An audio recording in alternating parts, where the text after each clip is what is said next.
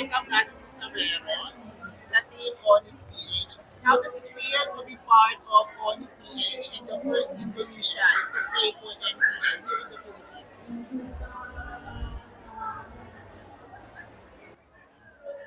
Ah,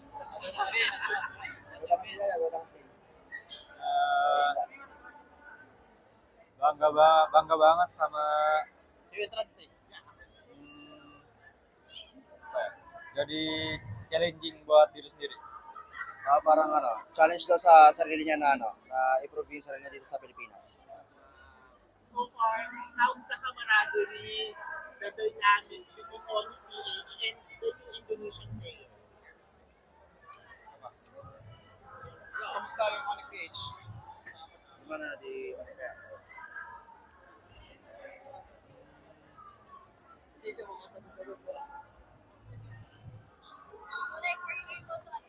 Adjust with or anyone, how are you adjusting with your new team player? Teammate?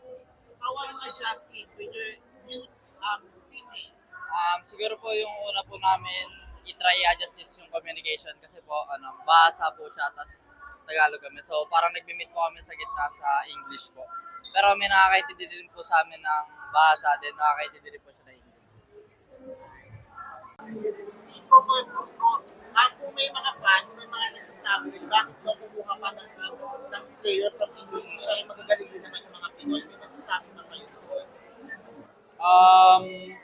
Ano po siya naging topic po siya namin sa after ng pag-alis ni Kelra.